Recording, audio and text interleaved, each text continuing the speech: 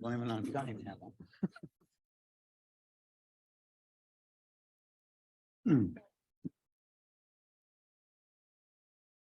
Well, good morning. I'd like to call to order the King County Finance and Budget Committee meeting of Wednesday, April 26th.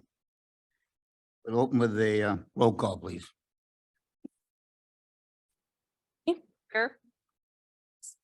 Who's here? Sanchez, Sanchez present.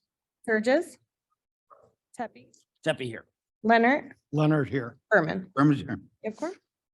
Approval for minutes of March 29th. I think we've all had an opportunity to see them. Mr. Chair, I ask for unanimous consent to approve the minutes. Is there any opposition?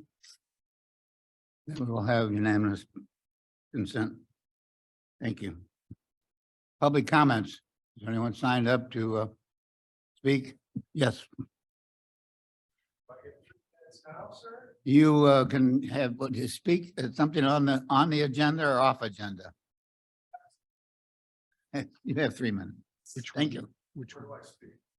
Right there. Have that. Hello? There you go. Excellent. Close to your mouth. My name is George Vander Linde. I am a resident of North Aurora, Illinois, and I have been for 17 years. Prior to that, I lived in the name of the subdivision. It was a historic district in Aurora. It had a round ball on top of a pillar. Before that, I lived in North Aurora at Courtyards Village West, starting in 1992. I've been in the area a long time. The reason I'm here, I'm speaking for marijuana taxation in Kane County, the methods of disbursement from the Illinois Department of Revenue to Kane County, and the use of that marijuana taxation revenue in this county. Basically, who gives out the money? Where does it go? My first question is, what is the position of Kane County and federal laws prohibiting sale, growth, and disbursement to the public? The Controlled Substance Act of 1970, marijuana is a Schedule I controlled substance.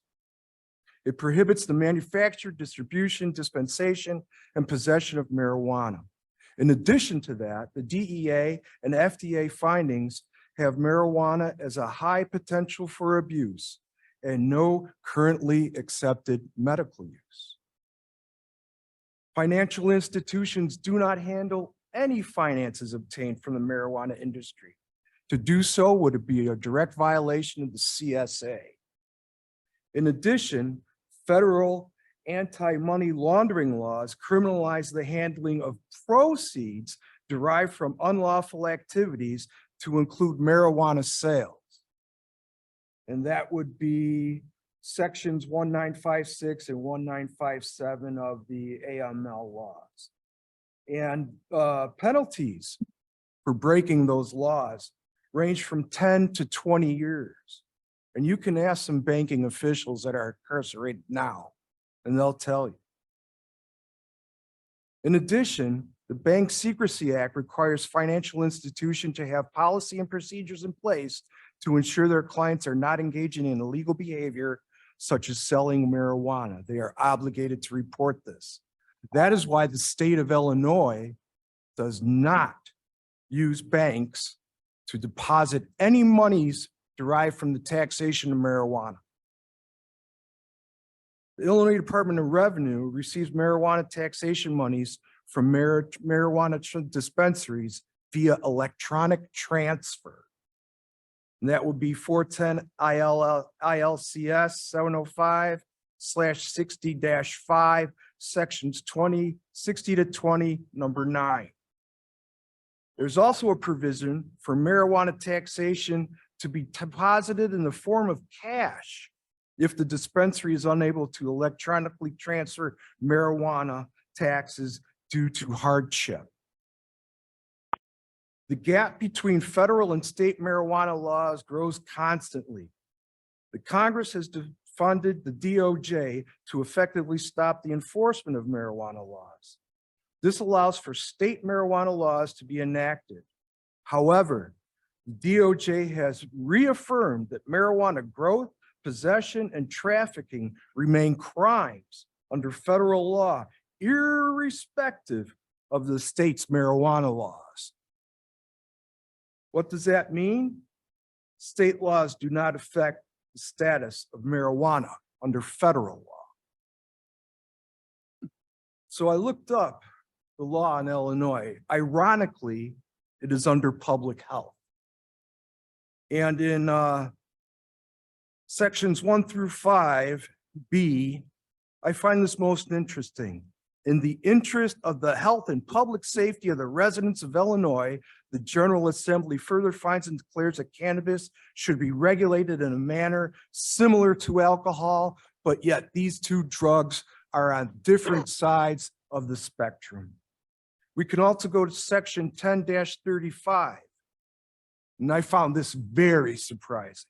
The use of cannabis by a law enforcement officer, corrections officer, probation officer, and firefighter is limited use. They can use marijuana on their off duty. It is in their contract. I know of two villages, a village and another town, I believe, in the immediate area in Kane County that do this. It's collective bargaining prevails over the law. Per 410 ILCS 705, it's a blight on our community. My sources are right here from the Congressional Research Service. I would suggest that you members look at this. It's very instrumental. The evolution of marijuana as a controlled substance in a federal state policy gap. Federal status of marijuana and an expanding policy gap with states. But Right. most importantly, there's one about financial services for marijuana businesses. Thank you, sir. You've gone beyond your allotted time. We appreciate your speaking. Thank you. Any other public comments? Oh, I have one more. I am highly dedicated and motivated to removing marijuana from my county, my town, and the state. Very good, sir. Thank That's you. the law. Thank you. And it is a RICO violation. It is trafficking on the federal level. And any state official that accepts its money could be Out of subject order. to RICO law. Thank you, sir. Any other public comments? Moving on. Treasurer's report, Mr. Lawson. Thank you very much, Mr. Chairman, members of the committee. Our report was filed about a week ago. We are trying to replace a black and white version of the average weighted yield. It's about page 6 or 8 of last month's report. It is color coded for a reason. We're trying to get that. It was put in black and white, and I think that several people on the staff at the county are working on that. I'd just like to share that the tax bills are posted online, as I was reminded by some of our board members this morning. I'd like to thank Maria Herrera, Michelle and Veronica in the tax collection area, Cindy Christopher, Elizabeth and Kathy over in customer service. We'll have our seasonal employees coming in to take care of folks as they come into the office to pay. I'd also like to thank Jack Cunningham and John Emerson and their staffs for the good work that takes place with extensions. And then Mark Armstrong, our resident expert as supervisor of assessments. He always reminded me for all the years that we got a chance to work directly together, not supervisor of assessors, but a supervisor of assessments, the process itself. It is interesting that there are 170,000, 180,000, and it might be 196,000, but it's a lot of parcels that people take care of. And it's one of those cases where it has to have flawless execution because everybody's tax bill is naturally a big deal. We send out approximately $1.5 billion of the taxes of the different taxing bodies. Already this morning, Michelle was showing me and Maria and Veronica were showing me that $330,000 has come in, has already been collected in the e-check form on the online. So that piece is working. It was posted online. People have already come in to pay even before we basically open. The tax bills will go out on Friday. Credit card collections so far this morning yesterday and this morning about 50,000. I think that everybody on this board knows how hard it is to pay the property taxes. It's been said that the power to tax is the power to destroy. I remember my mom, who raised the four of us working at Ma Bell, answering the 411 calls, would go to the Aurora National Bank. Actually, her banker at that time was Gordy Volkman, who was eventually treasurer here. And she'd take out a loan for a year and then during the rest of the year, pay back those taxes. And so it is, I think, a sacred obligation to spend that money that we're entrusted with wisely. So second item, we are completing the transfer of assets into safekeeping, even more safekeeping from brokerage, the 3 brokerage companies that we've used in the past, to a third-party custodial account, one of the largest banks in the world, in the country and the world, but third-party custodial care. That means that if one of the brokerage companies goes out of business, which that has happened, the funds are secure. I know that banks go out of business, but it seems like the large banks in today's atmosphere, they are protected. So that's all I have. I'm happy to answer any questions. Any questions of Mr. Lawson? Yes. Thank you, Leon. Mr. Chairman. Mr. Treasurer, I was looking at the different coupon rates and the yield maturity rates. And on page 12, I thought it was interesting, right at the top of that page, there is a County of Claiborne, Tennessee. The purchase was made on June 30th of 20. The maturity date is 4/1/24. The coupon rate was 5%, which looks very nice. But I look at the yield rate, 0.53, just about a half of 1%. I think it's very important that we as finance committee members and board members realize we've got to look at the yield rate. Coupon rate is nice, but there are all kinds of other expenses and discounts that come into it. And if the yield rate isn't close to that, it's not a deal. So I thank you for pointing that out to us. Thank you. Any other comments? Thank you, Mr. Lawson. Next, we have Finance Director's report. Erica? Good morning. The Finance Director's report is in your agenda packet. A few items I'd like to point out in the report. Fiscal year 2022, we are still doing final adjustments and audit schedules. The majority of the entries have been done in the ledger. There's 2 major items that we're still working through, which are pretty complex, but we started those and we are on our way with that. So we're hoping that those can be done shortly and the remaining schedules can be processed so we could close up the year. I will be asking for an extension on the financial statements this week, just because once all the schedules are done, we do still need to create the statements and do some additional audit work at the end of the process. So we will need an extension on that. A couple items. Finance has a few resolutions on the agenda today.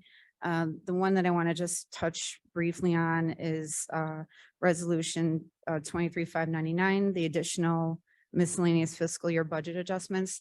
This is kind of a housekeeping item for 2022, and it's just basically cleaning up the budget that we need to do in areas where there was more revenue that came in than expected, or more expenses that can be transferred in between the same areas. So it's just really a housekeeping item. We did bring a bigger one through, I believe in February. And hopefully this will be the last one. We might have another one, but we're hoping this is it. So that's just a housekeeping item. I'd be happy to talk more about it once that comes through. Other than that, I do want to introduce Ralph Sarbaugh. He's here with us at the county, helping us to get the budget process kicked off and implemented this year. And we're very thankful and grateful to have him. So Ralph.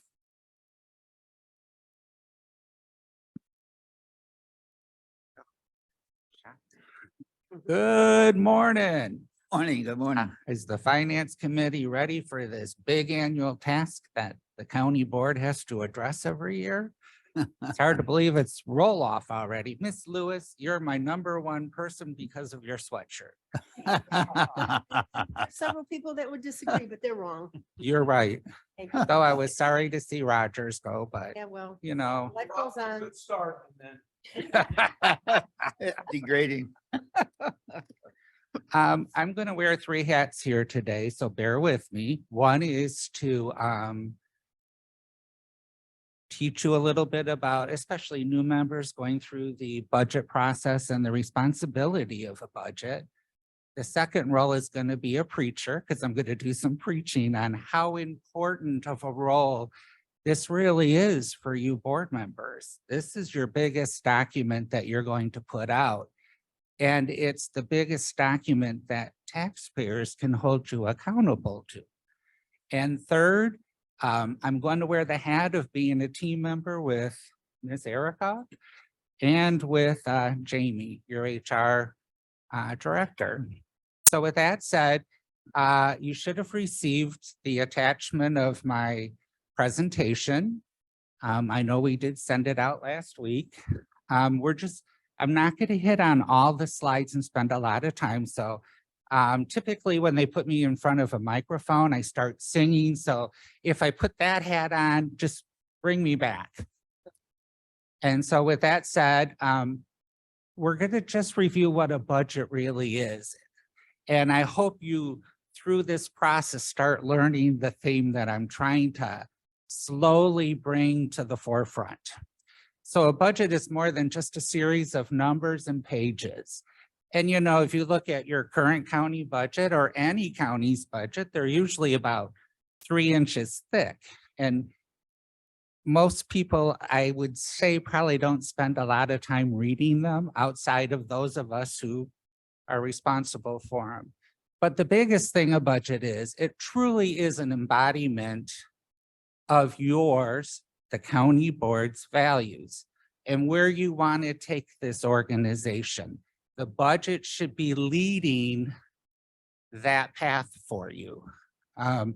Overall, it puts you as a government on a stronger financial stance.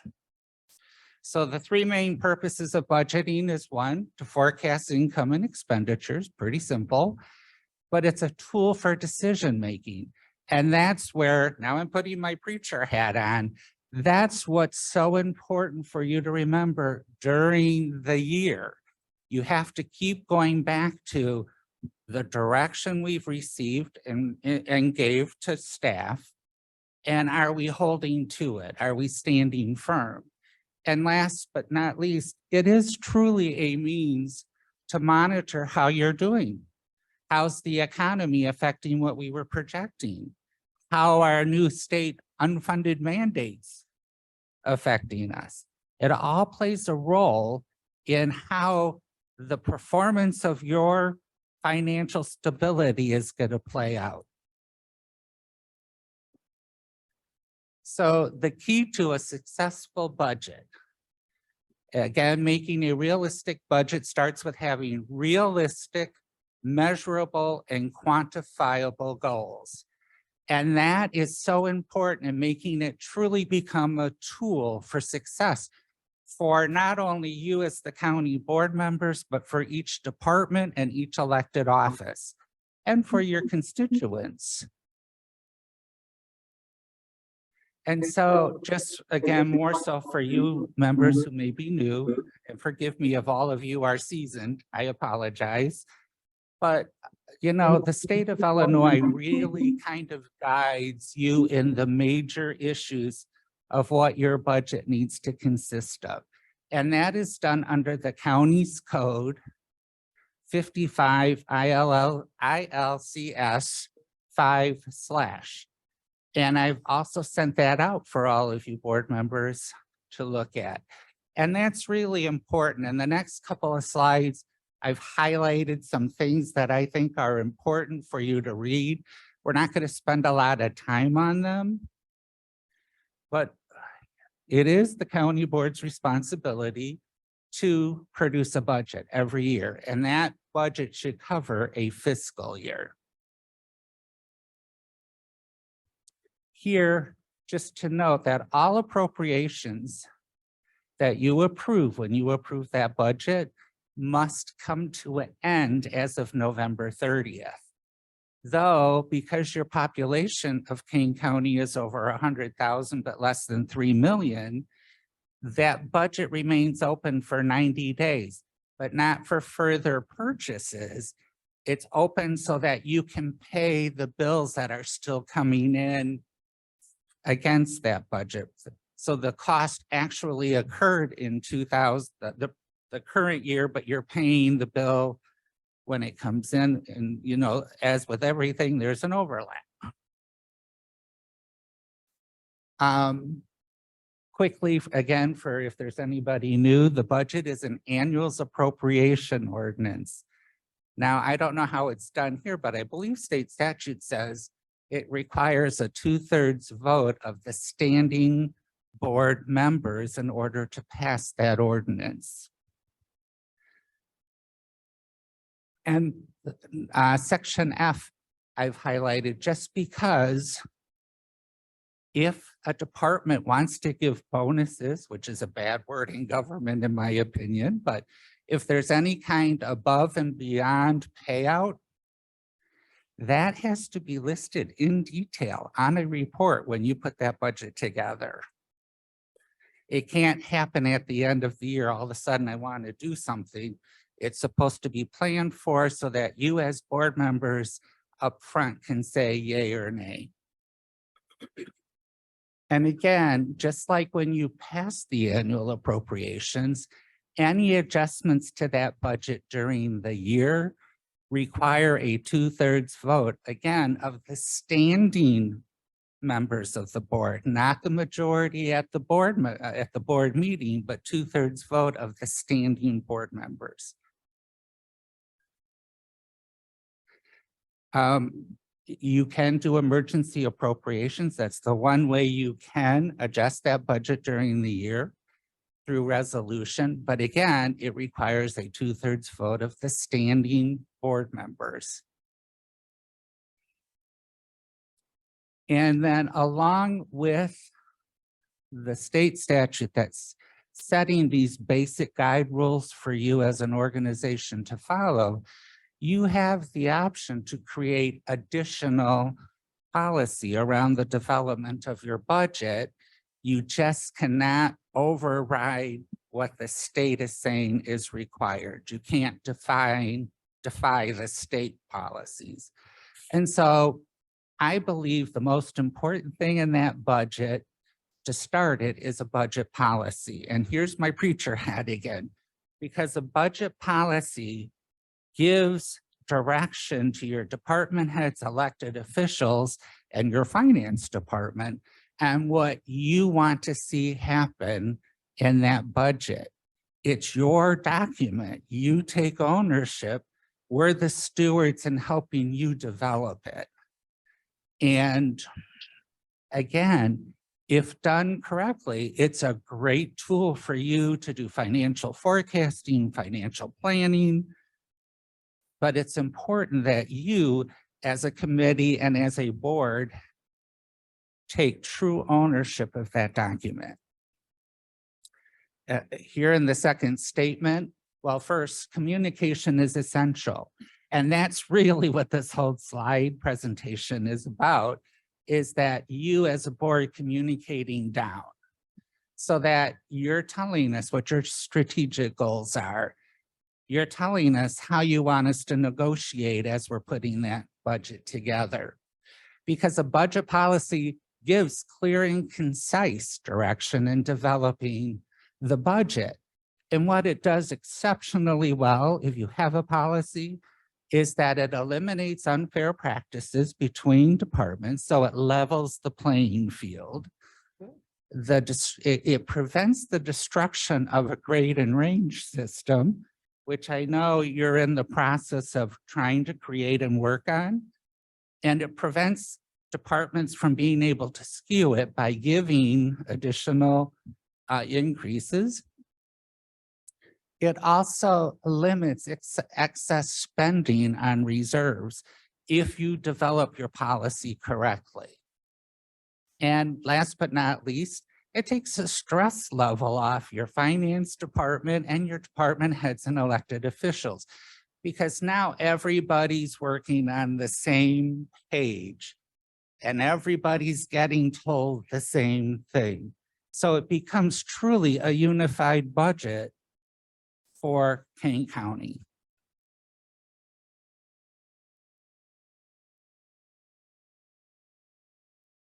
So also in the email or text that was sent out was a copy of the McHenry County budget policy. No surprise, I was there 29 years. I basically authored most of it. It's in there not because I want you to follow what McHenry County does. That's not my goal here. It's in there as a starting point for you to see examples of what a budget policy really may consist of, if you agree to do one in Kane County.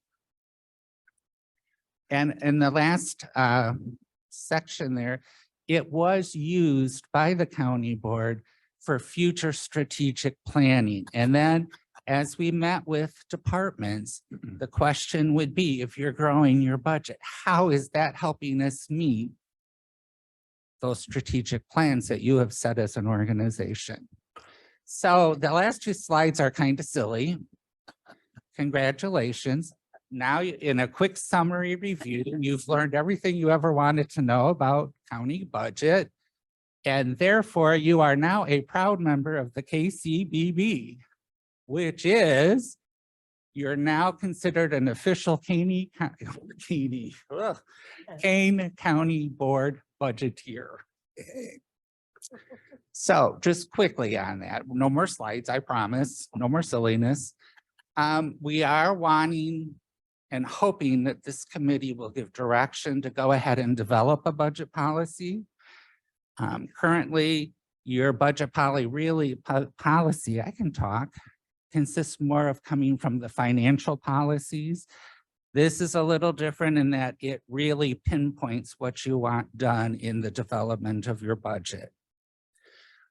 We are asking to change the budget process a little bit. In the past, your budget kickoff was usually done via the Outlook or sending instructions to the departments and elected officials. This year, we want to do it in person, especially if the budget policy becomes a reality, so that we can really explain the policy to the departments. And then the second thing we're going to change is we're going to meet with each department to listen to why their budgets are growing, what their needs are, not only for 2024, but maybe for 25, 26, so that we can start putting together a long-range plan, because maybe the need could hold off another year, or maybe the need's going to be emergency because of a state mandate that we have to comply with. And so by meeting with the departments, we're hoping to be able to start gaining all of that information, because the drawback for board members during this time, I have found in my past experiences, you're only hearing from the departments that are presenting to the committees you're meeting with. Somebody needs to sit down and have a clear, concise understanding of the whole picture, so that they can come forward, which is hopefully our plan, to help you understand out of all of the requests you're gonna get, which ones are extremely important, which ones are, if we can afford it, we will, which ones may have to wait another year, so that someone's hearing the whole picture of the whole organization. And that is why we're wanting to meet with these department heads individually first before they do their budget presentations. Anything? We also did attach the state code. Again, so you have that to review. It's a real easy read. It's only 4 pages. And again, on this policy that we've attached as an example, it's there for you to start thinking about, yeah, that might work for Kane County. That doesn't work for Kane County because every county, just like a business, runs a little differently than the next one. And so our hope and goal is that you will read through it, make suggestions, let Chairman Berman know, or call Erica or myself, so that we can start putting hopefully together a policy that really will work in the long run for this organization. Here's where I'm really going to become the preacher. This is something that we don't have 3 months to do. We're already probably a month behind in kicking off our budget process. And so we're hoping, with all hopes, that in May, we could bring something forward to the Finance Committee and then on to the Committee of the Whole, so that we can open the budget process and start the departments on their journey in completing a budget. So I am going to ride everybody on that just because of the urgency of getting it started. But again, I do hope you will think hard and long.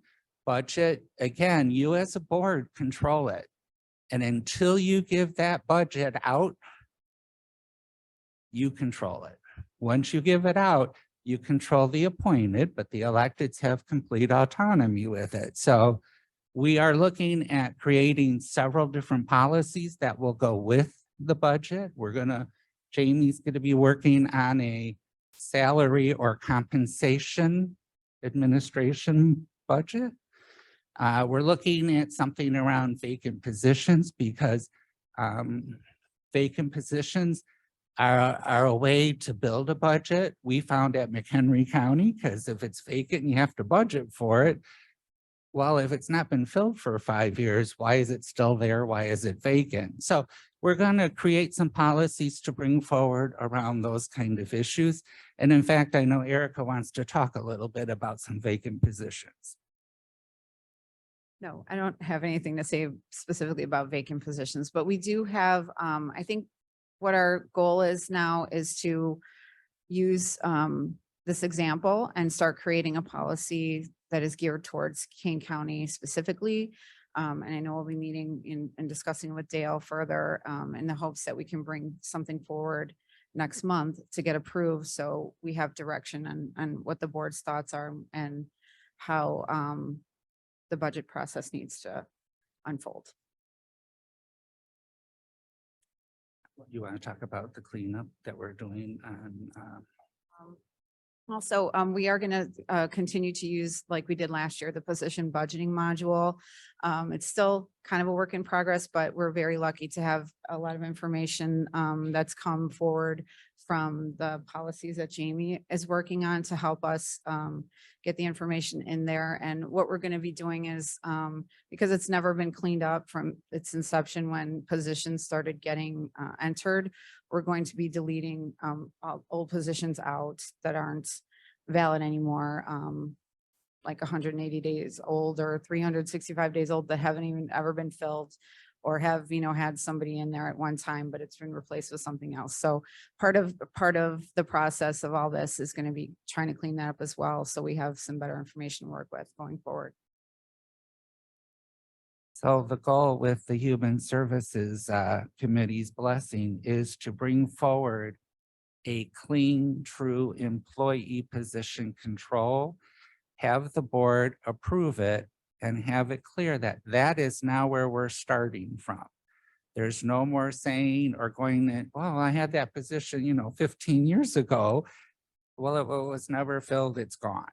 And this is where we're going to start. So if we accidentally eliminated a position, which we're trying to be very careful not to do, we're not saying that a department can't still come forward and request a new position, but we're trying to get it cleaned up so you, as the true budgeteers of this budget, really have a true cost of what personal costs are. And with that said, is there human services, we're going to be hitting you hard with some help, along with, of course, the Finance and Budget Committee, because personnel costs are the largest cost you deal with in a budget.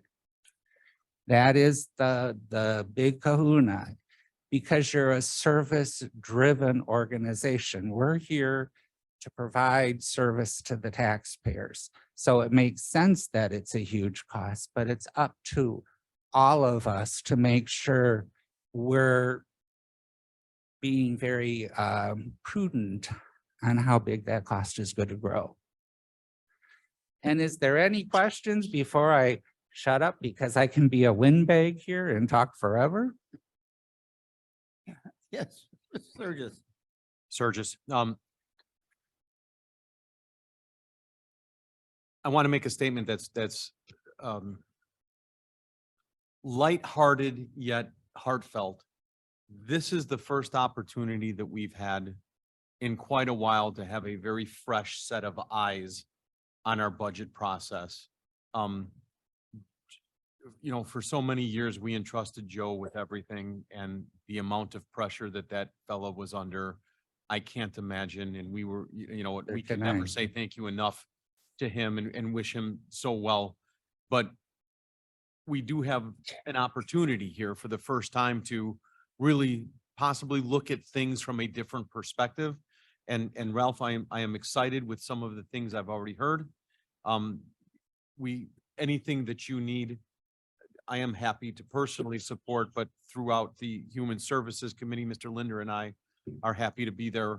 And we look forward to helping. Thank you. I hope you will have the same youthful enthusiasm as this gets tougher and begins to narrow down a bit. So we look forward to it, and thank you. And thank you. The biggest thing that any finance person can ask of their board is, one, if the majority agrees with some of the new changes we're putting forward, that we, if we stick together, and I'm not saying any of the changes are going to be horrible, that I'm not doing, and I'm not here to cause a civil war between Kane County departments and the board. That is not my intent. It's just to sharpen the pencil a little bit on some details. And once that's done, the biggest thing that will make that work is the board's buy-in that this is your document and this is the direction you want us all to follow. Yes, Juby, I just want to say thank you. I said to Erica, thank you for this. I'm a policy person. I was a policy person on the school district, and I was shocked to find out we didn't have a budget policy. And we have a lot of procedures that we do, a lot of practices that we do in the county that don't necessarily follow our policies. And so I'm thrilled about this. I don't know that I'm necessarily the one to weigh in on whether this is specific for Kane County or not. I'm brand new. However, I can weigh in on the merits of certain things in the budget. So just let me know if I can help. Thank you. Thank you. Thank you. I appreciate the support because, again, I am enthusiastic. I really am. The staff here, you guys have done a great job. Your budget document is really nice. Your CAFR awards, the department heads have all done what you've asked, but it's just sometimes helps to have clear direction. And that's not to say we want to get into the weeds of what each department is doing. That's their job. That's why they're here. But you as an organization need to set the direction and the path. Because what I always would tell the board members at McHenry County, right or wrong, is that the budget sets the direction of where the organization is going. The CAFR, which is extremely important to you also as an organization, defines and tells you how well you did in getting your ship going in that direction. Did you make your goals that you had planned for? And so I am really excited about getting this rolling. But I will need your help because change is hard. It's hard for everybody. And again, we're not doing anything major. It's baby step changes, but I hope the results will be adult steps. Thank you. all. Mr. Sanchez, Thank you, Mr. Chairman. I'm very much in favor of this idea. We have a need for updating and beefing up of our governance documents at the county. So this is right in line with that. And any way that I can help, I'm here to be of service. any other comments? Thank you, Erica, Ralph. Thank you. At least we're a little closer knowing what we don't know. If that, I think we all have seen procedures within the county that we'd like to see changed. And this is a good opportunity for us to examine that and come up with new ideas and new solutions to age-old problems, maybe. So, moving on, thank you very much. Auditors report, Ms. Wegman. Good morning. So in front of you or in the packet, you do have my auditor's report. The main thing I want to point out on the report is that we are currently looking for our fall intern. So if you know anybody interested in learning auditing, let them know. Other than that, the rest of my report is on file.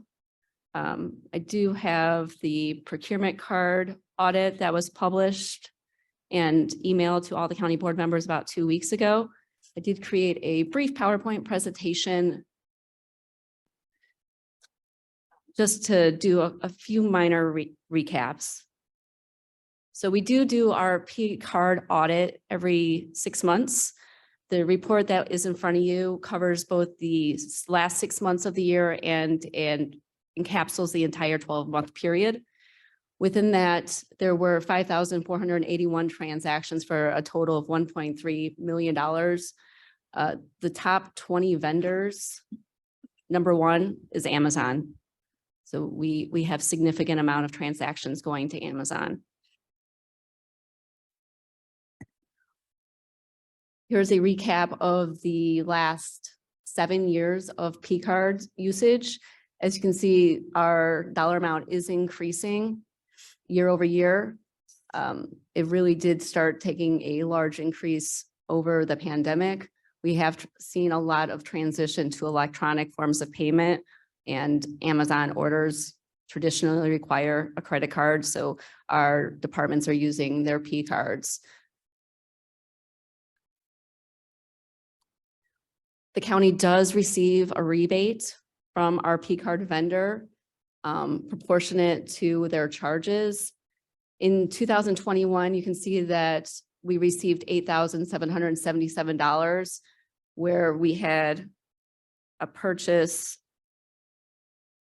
of 1.166, that 1.66 million. Last year, our purchases were 1.3 million. We did receive only $8,251 in rebate. So our rebate went down last year with more purchases. So we did come across 7 recommendations in our audit. 2 have already been resolved once the audit was put in front of the finance department.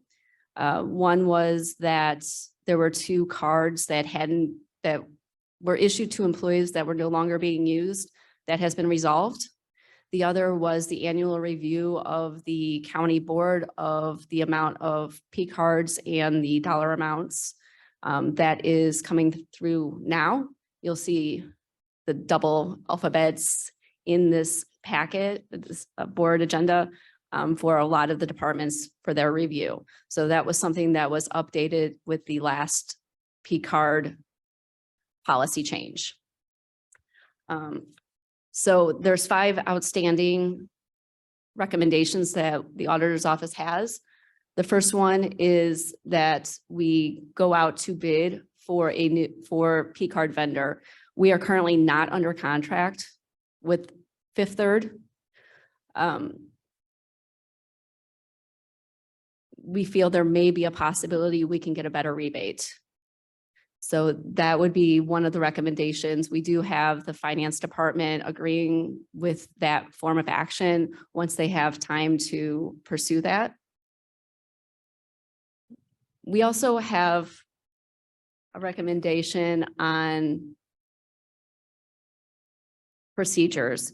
So the last policies for the procedures was updated in 2007. They are now a little outdated.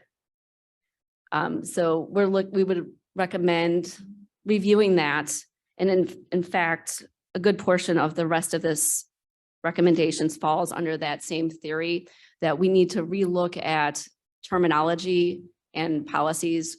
We need to look at training to make sure that everyone's on the same page. We really started to use the P cards more when we were under the pandemic lockdown. We were making a lot more electronic purchases.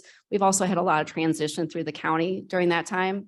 So we'd recommend a training for our employees on what is proper usage and how to submit properly for the P card transactions.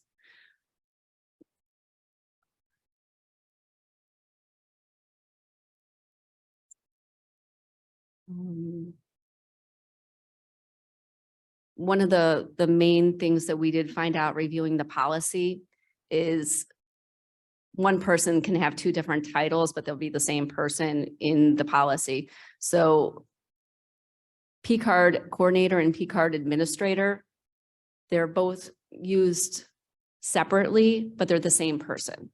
So we were looking for consistency in direction for the policy.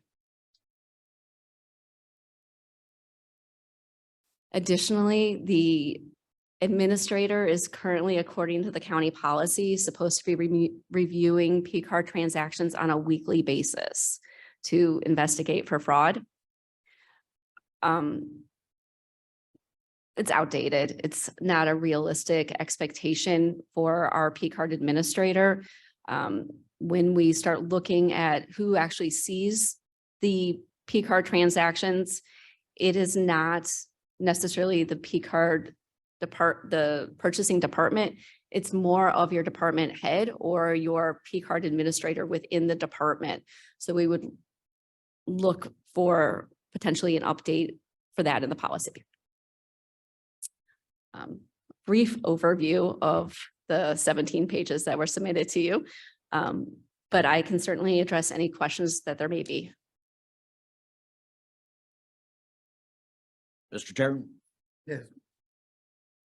Deputy? You spoke up first. Okay. Mr. Chair, I've had discussions with Ms. Wegman, and I'd like to suggest that we accelerate moving ahead with the creation of an RFP to look at other P card vendors. I think the amount of money that we're receiving as a rebate can be substantially increased. And I'd like to see consensus that we ask Ms. Wegman to lead that charge and to work with the finance department in doing that and coming up with an RFP as quickly as possible. Very good. I think we're all in agreement with that. So we'd like to see that happen. Any other comments? Okay. Oh, I'm sorry. Burgess. Ms. Wegman, there were a couple of items that you bullet pointed in there.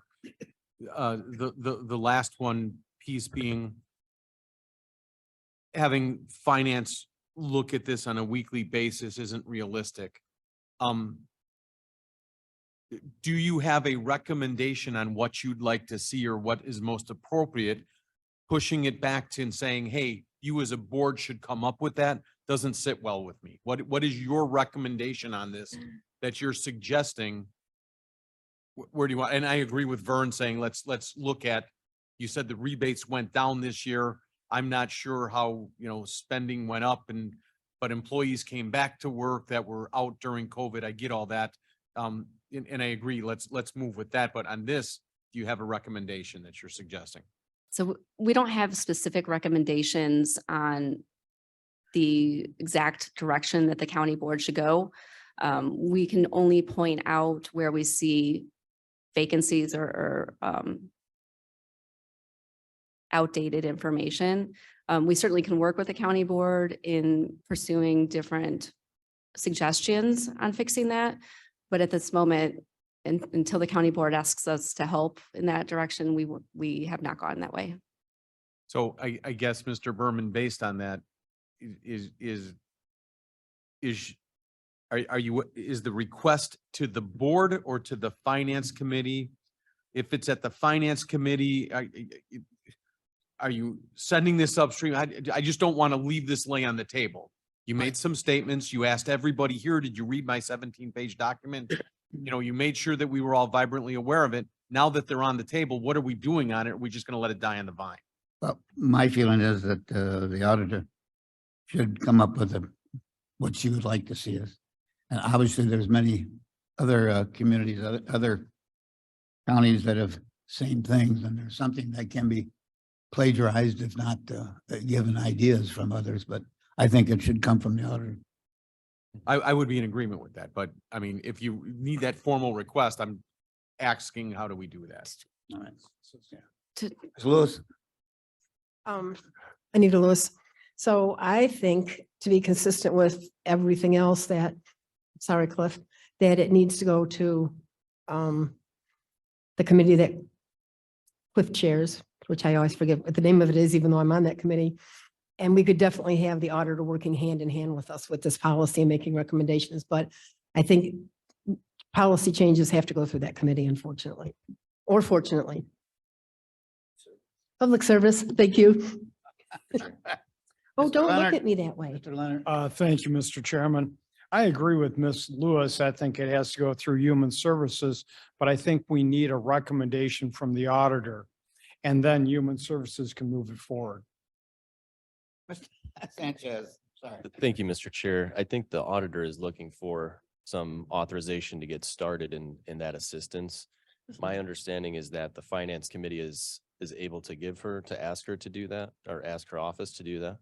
Unless I'm misunderstanding, this may be a question for Mr. Shepro. I'm not sure if he would be the person to answer this or not, but I think this committee can give consensus to, I think we can get. for the consensus. auditor. Yeah. To get. Is there started anyone working with against? us. Against us?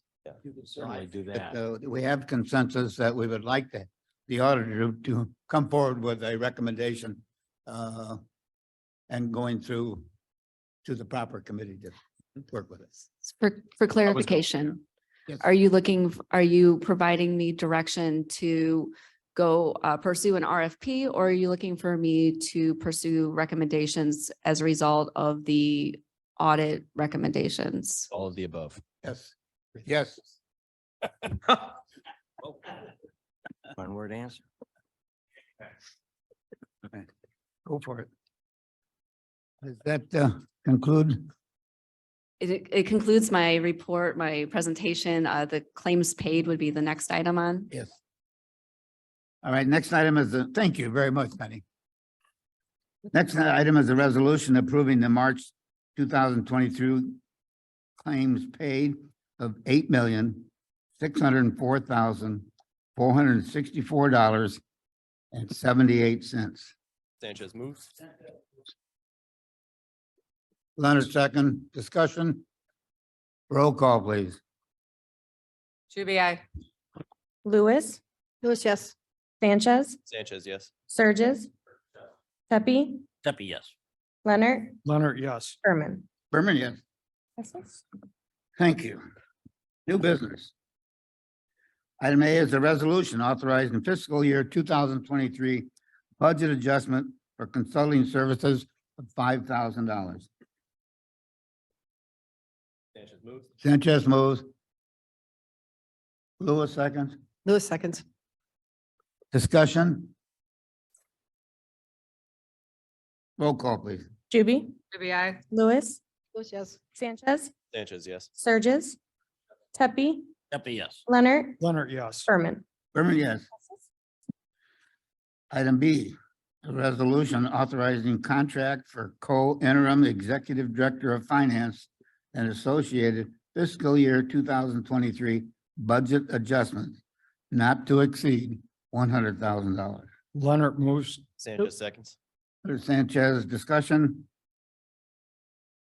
Roll call, please. Juby, Ruby, I. Lewis, Lewis, yes. Sanchez, Sanchez, yes. Surges, Pepe, Yes. Leonard, Leonard, yes. Berman. Berman, yes.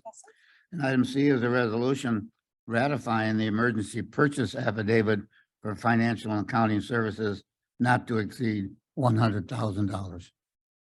Leonard moves. Leonard moves, Lewis, second. Lewis second, discussion. I have a question. Yes, Ms. Um, Ruby. Juby, why is this being done as an emergency purchase and not being done just as a hire for a position? I don't understand. This is an interim. This is for our interim help.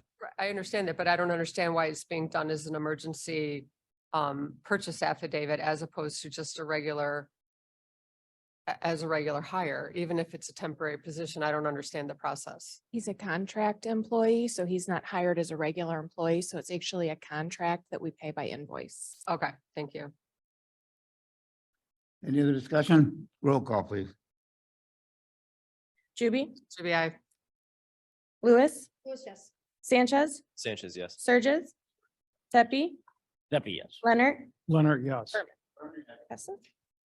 And item D is a resolution authorizing additional miscellaneous fiscal year 2022 budget adjustments, of which there were Exhibit A and numerous budget adjustments. Leonard moves. Leonard moves, Sanchez seconds. Sanchez second, discussion. Roll call, please. Lewis, Lewis, yes. Sanchez, Sanchez, yes. Surges, Pepe, Pepe, yes. Leonard, Leonard, yes. Berman. Berman, yes. And item E is a resolution approving fiscal year 23 budget adjustment to the Growing for Cane Fund for the implementation of a U.S. Department of Agriculture Urban Agriculture Innovative Production Grant Program of $40,140. Sanchez moves. Leonard, second. Leonard, discussion. Roll call, please. Juby, Juby, I. Lewis, Lewis, yes. Sanchez, Sanchez, yes. Surges, Pepe, Pepe, yes. Leonard, Leonard, yes. Berman. Berman, yes. Item F is a resolution approving the fiscal year 23 budget adjustment for Cane Fund for the Donnelly Foundation Grant and Climate Smart Partnership Program of $50,000. Sanchez moves. Leonard, Yes. seconds. Roll call, please. Juby, Juby, I. Lewis, Lewis, yes. Sanchez, Sanchez, yes. Surges, Pepe, Pepe, yes. Leonard, Leonard, yes. Berman. Berman, yes. Item G is a resolution authorizing fiscal year 2023 budget adjustment for hiring one additional veteran service officer for the Veterans Assistance Commission. $59,189. Surges moves. Lewis, second. Lewis second, discussion. Roll call, please. Juby, Juby, I. Lewis, Lewis, yes. Sanchez, Sanchez, yes. Surges, Pepe, Leonard, Yes. Berman. Berman, yes. Item H is a resolution. An emergency purchase affidavit to purchase a trash compactor for the Kane County Adult Correction Facility for $50,000. Leonard moves. Leonard moves, Sanchez seconds. Sanchez second, discussion. Roll call, please. Juby, Juby, I. Lewis, Lewis, yes. Sanchez, Sanchez, yes. Surges, Pepe, Leonard, Leonard, yes. Berman. Berman, yes. Item I, a resolution ratifying an emergency purchase affidavit to purchase detention door services for the Kane County Correction Facility of $100,000. Sanchez moves. Sanchez, Lewis, will second. Lewis, second, discussion. Roll call, please. Juby, Juby, I. Lewis, Lewis, yes. Sanchez, Sanchez, yes. Surges, Pepe, Pepe, yes. Leonard, Leonard, yes. Berman. Berman, yes. Item J, a resolution authorizing agreement for Duco sign for electronic signature software and services, $86,000. Sanchez moves. Sanchez, Lewis, Lewis, discussion? Roll call, please. Kirby, Juby, aye. Lewis, Lewis, yes. Sanchez, Sanchez, yes. Surges, Pepe, Pepe, yes. Leonard, Leonard, yes. Berman. Berman, yes. Item K is a resolution authorizing capital projects from the capital fund of $5,257,684.23. Sanchez moves. Sanchez, Lewis will second. Lewis, discussion. Roll call, please. Juby, Kirby, aye. Lewis, Lewis, yes. Sanchez, Sanchez, yes. Surges, Pepe, Pepe, yes. Leonard, Leonard, yes. Berman. Berman, yes. And item L is a resolution authorizing a contract extension for security cameras and building access control systems for $750,000. Sanchez moves. Sanchez moves. Lewis seconds. Lewis second. Discussion? Roll call, please. Juby, Kirby, aye. Lewis, Lewis, yes. Sanchez, Sanchez, yes. Surges, Pepe, Pepe, yes. Leonard, Leonard, yes. Berman. Berman, yes. Item M, a resolution authorizing a contract amendment for the King County Asbestos Lead and Mold Consulting Services of $200,000. Sanchez moves. Sanchez moves, Kirby, second. Doobie seconds, discussion. Roll call, please. Juby, Kirby, aye. Lewis, Lewis, yes. Sanchez, Sanchez, yes. Surges, Pepe, Pepe, yes. Leonard, Leonard, yes. Berman. Berman, yes. And item N, a resolution authorizing the AOIC modernization grant of $3,286,992. Leonard moves. Leonard moves. Kirby, second. Roll call, please. Discussion, excuse me. Roll call, please. Juby, Kirby, aye. Lewis, Lewis, yes. Sanchez, Sanchez, yes. Surges, Pepe, Pepe, yes. Leonard, Leonard, yes. Berman. Berman, yes. And item O, a resolution authorizing agreement for professional government relations consulting and legislative lobbying services of $10,000 a month, $120,000 a year, or a 2-year contract of $240,000. Sanchez moves. Sanchez moves, Lewis will second. Lewis second, discussion. Mr. Chairman. Mr. Leonard. Thank you, Mr. Chairman. I'd just like to state that I understand there may be a need for a lobbyist. I think this amount per month for up to 24 months, which totals 240,000, is excessive, so I will be voting against it. Sanchez. Thank you, Mr. Chairman. Yesterday I received an email from Ms. Gums. Can you use your mic? Is this not working? No, we can't hear you from back here. Is this better? Yes. All right, there we go. Yesterday I got an email from Ms. Gums. I think others received the same email, showing a breakdown of shared costs for these services. And I believe the county board in that proposal, would put in 45,000, whereas the state's attorney, the sheriff's office, and the coroner's office would be putting in for the rest. I don't know if that's reflected in this Yes, resolution. it's in the, Mr. Leonard. Thank you, Mr. Chairman. Mr. Sanchez, I saw that email yesterday also. I think the problem with it is the sheriff's department was willing to give 50,000, state's attorney 25,000, the coroner 5,000, and the county board 45,000.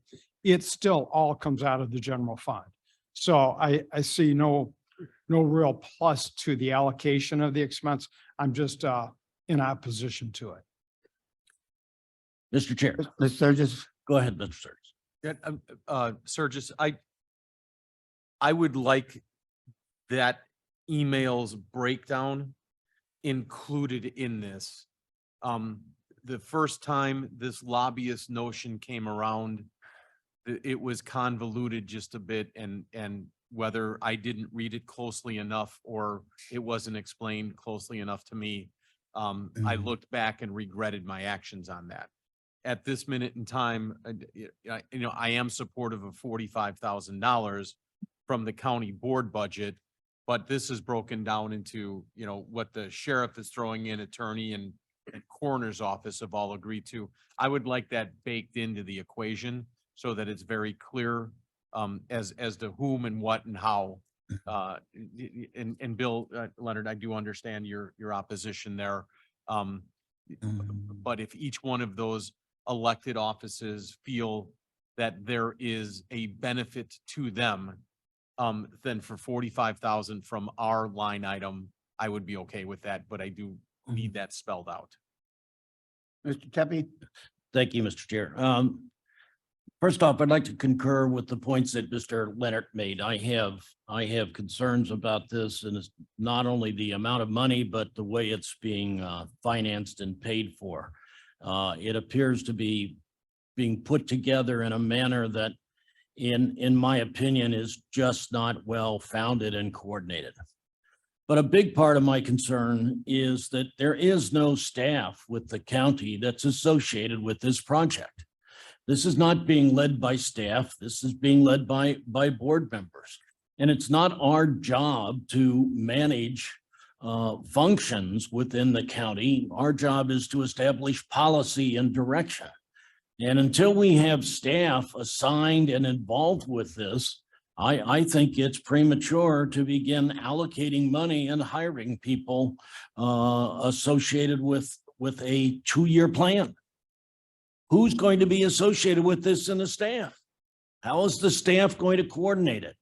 And that is a big part of my concern and I think should be in everybody's mind. Thank you. Mr. Chair. Ms. Ruby? So I have a couple questions. Cliff, are you looking to have this added to this resolution, have the amounts added to the resolution? I am, absolutely. Okay, so is it possible for this to, if it's voted for, is it possible for this to move forward with the additions being added before it shows up to the next committee? I guess the answer to that is yes, as long as verbally we're putting on the record that before this comes to exec, that's baked into it, or I would vote no. Right, no, I think that that was a very valid point that it should have been included. It did come as an addendum through an email, so you're right, it should be in there. As to what Mr. Tepe said about us not having anyone for no staff for the lobbyist to report to, we currently have a lobbyist that we just hired who also has no staff that he reports to.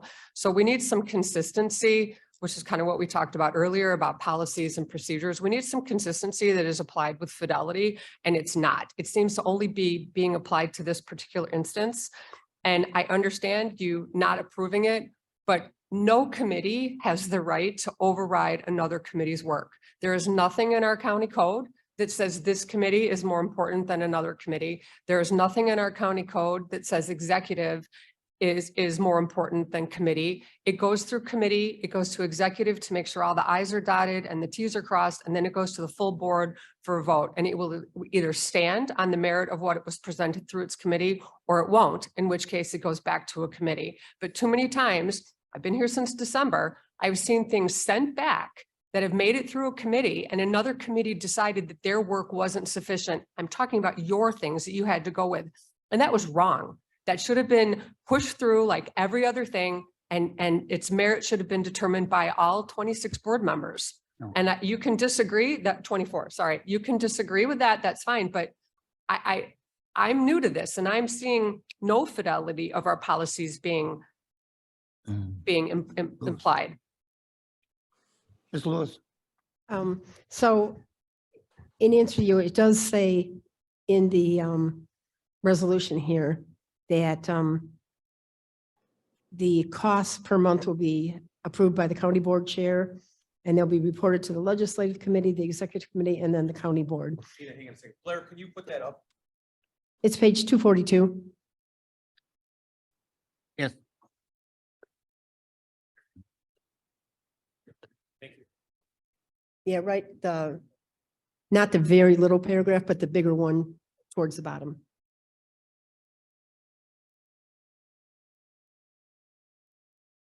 So I think there's going to be plenty of eyes looking on this. And unlike Mr. Leonard, I do really believe that we need lobbyists. If you look even at the Long Meadow Parkway and what the lobbyist appears like they're going to be helping us with that. Mr. Leonard. Thank you, Mr. Chairman. You know, Ms. Juby, I understand and respect your opinion. I just disagree with it because what is the sense in having committee structure if we just pass everything through to the county board to vote on?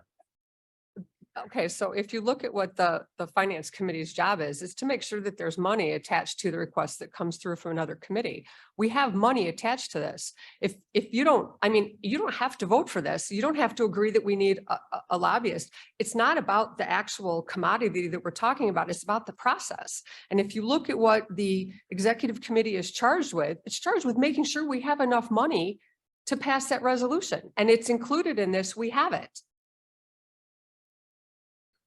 You know, I agree that different departments have agreed to donate money towards this, and that is their right, and I respect that.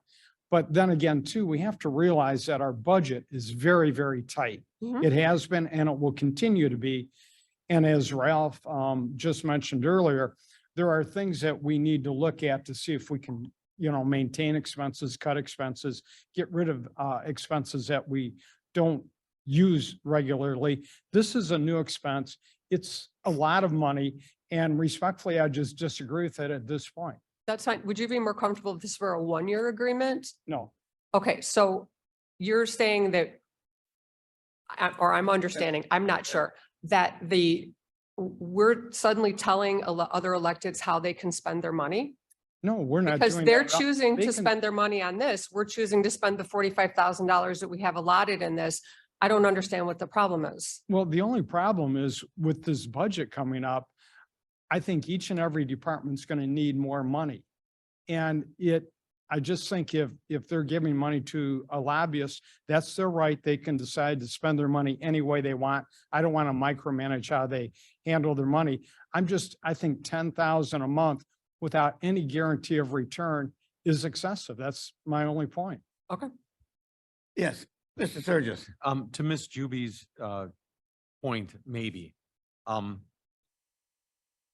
can read in here where it says the invoices will be reviewed by the board chair and the legislative committee, but does it say in here who the individual or the firm reports to directly? And I guess to Vern's point, if the legislative committee doesn't have staff, can we build into it that it reports to the chair or co-chair or whatever the legislative committee has, that it reports directly to that chair and committee so that there is a tie-in directly there and it's not this omnibus in the ether sort of situation?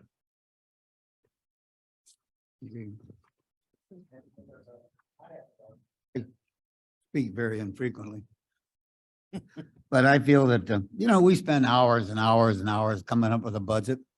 We go through and we interview every department head, we interview every elected official. And then we as a board determine what their wants and needs are. And we try to balance that against what we feel our revenue is going to be projected. And we decide what's the best thing, how that money should be spent on the requests of the departments. And it seems strange to me if an elected official has extra money that possibly that was budgeted to them and they didn't spend on what they planned to spend it on, that money should come back to the general budget, the general fund, and the board should have the authority to then again decide where it should be spent. So that's one of the things I think we have wrong. One of the things we need to change in our policy. I think, I'm really against increasing the budget to that amount. I think I'm sorry, to what amount? to 120,000 A year. a year for $240,000. We budgeted 45,000. I think it's great that the department or the committee chairman or the committee can solicit funds through other areas of the, of King County. And not through what we are here to be, is to work on the funds that we have in our general fund. It just seems like it's the wrong thing to do. So, Mr. Chair, Sturgis, or who is it? Linder. Oh, I'm sorry. Linder here. I am co-chair of the Legislative Committee. Oh, we're severely lacking in our footprint in Washington, especially. The funds are there, money's available to be had. At this point, both the sheriff and the state's attorney on their own accord have been able to gain some money from those sources. But we really need to be minding those things. And we should have had a lobbyist in place before the spring session of the legislature started. We really didn't. We spent a lot of time on reviewing this. We believe that the return will be there. And we do, to Mr. Teppe's point, we do need eventually to find a staff place for the legislative committee. The legislative committee right now exists without a budget, without a staff relationship. And yet, if you read the job description, we have a lot of things that we're supposed to be doing. The lobbyist is going to help us form relationships. They're going to help us in drafting a more sensitive legislative program for the county so that we know exactly what our direction is, exactly who does what, and they're going to help us with that. I just think it's very important that we do this now. We wait another year. There's nothing, and the $45,000 won't buy much. We're fortunate to have the other electeds who are willing to help with this. And we look at the budget next year, maybe we see where that expense belongs for next year, whether it belongs in the various departments or whether it belongs condensed in the legislative under the board. Ms. Lewis? Yeah, I just wanted to note also in the proposal for the group that they recommend, this $10,000 is a flat fee for all their expenses. No additional reimbursements will be sought for operational expenses, traveling to and from the Capitol, the state capitol, transportation, food, all that. So for that $10,000, we're not going to see other additional nickel and diming, like, for their airplane and stuff like that, like we might with some other lobbyists. So I think the amount that they're going to bring back as far as grant money and allocations from federal and state both are going to well outweigh this. And I think we've already seen that with our limited access that we've had with lobbyists. So I'm all in favor of this. Ms. Gums? Thank you, Mr. Chairman. Just want to put in a few notes of encouragement to vote for this. The committee's put a lot of effort into this. We currently, as another board member stated, hire and employ a lobbyist. We've already seen the returns on our previous lobbyist position from the county. Going forward, the pots of money through the federal government and the state legislature are there. Many of you, we've had conversations about what the lobbyists do. I will quote Mr. Sturgis when he said, sometimes you have to spend a buck to make a buck. I do not see any reason why this should not go forward. The money's there, the work has been done, and that's what I believe this committee is here for. Thank you. Mr. Sturgis? To Ms. Gums and Mr. Linder, who do you perceive as chair and co-chair of the legislative? Who do you see that this individual or this firm reports to? I'm still stuck on Vern's thing. There's no direct, as there is in other committees. So how are you guys envisioning this? Ms. Gums, do you want that? Yeah, sure. Gums here. The way it currently sits is the lobbyists that we have on the books or had on the books previously reported to the legislative committee, however, had direct contact with our county board chair. The vision for this is that the lobbyist corporation would report to, you know, whoever needs them essentially, and then reports directly to the legislative committee. Again, this is a vision.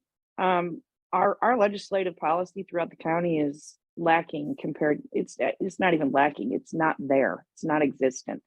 So we need to elevate Kane County to that level so we can compete and be at the tables where we need to be throughout the county.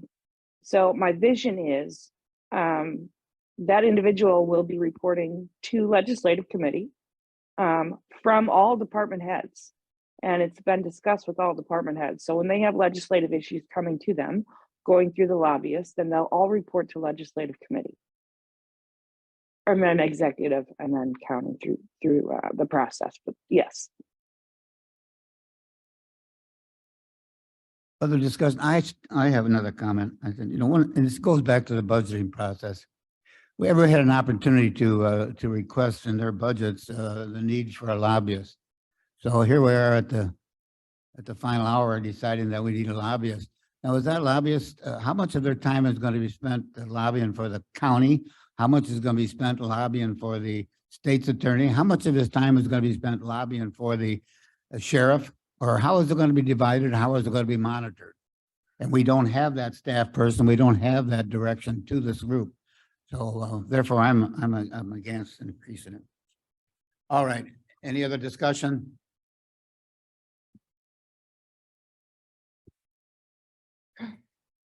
Call the question, please. Juby, Juby, I. Lewis, Lewis, yes. Sanchez, Sanchez, yes. Sturgis. Yes, but we'll need changes before exec. Do we need to? That's a yes. Tepe, Tepe, no. Leonard, Leonard, no. Berman. Berman, no. Passes with 4 yes, 3 no. Is that 4-3? Is that 2/3?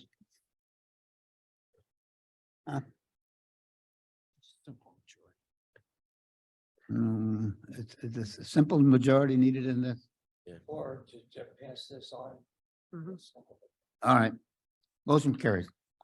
All right, next item on the agenda is item P, a resolution approving the county board personal expense voucher reimbursement request of $457.45. Sanchez moves. Lewis, second. Lewis, second. Discussion. Roll call, please.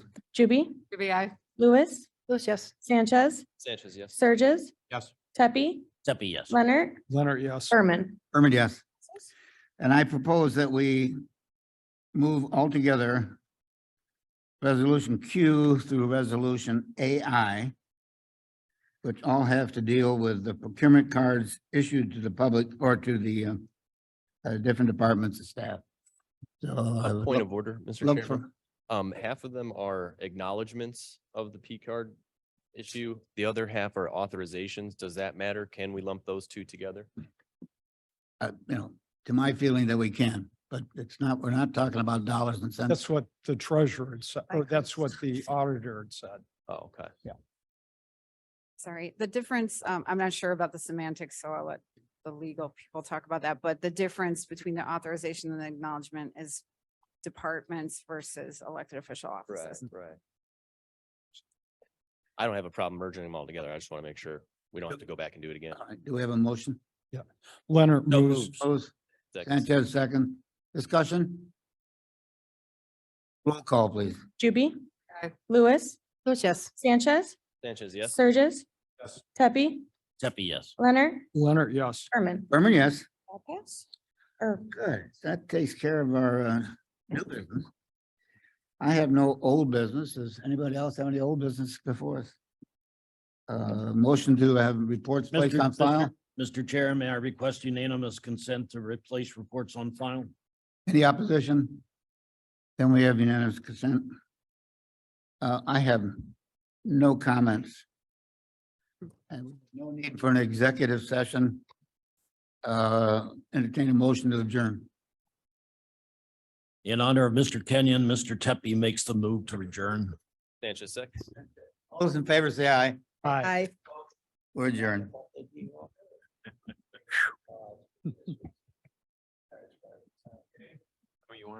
All right, everybody online that's going to be sticking around for the American Rescue Plan. We do plan on getting that started again. Some folks might have noticed we had some issues with our live streaming. So I'm going to do a little bit of gymnastics with the computer system here. So we will need really a minimum of 5 minutes, maybe closer to 10 before we start the American Rescue Plan. My intention is to keep the Zoom room open while I do that. If we suddenly disappear, just simply go ahead and log back into the Zoom. You may have to wait for the host to start the meeting. I really don't think that's going to happen, but my apologies if I do boot you all out in this process. Then my goal will be to start the live streaming if it's working for us for the American Rescue Too Plan. bad they didn't ask. If you need anything in the meantime, the main account in Zoom will disappear for a little while. But the presenter account would be the one you could use to message me if you need anything while we are kind of offline and switching everything out. Thank you, everyone, for your patience. We'll get back to you as soon as we can.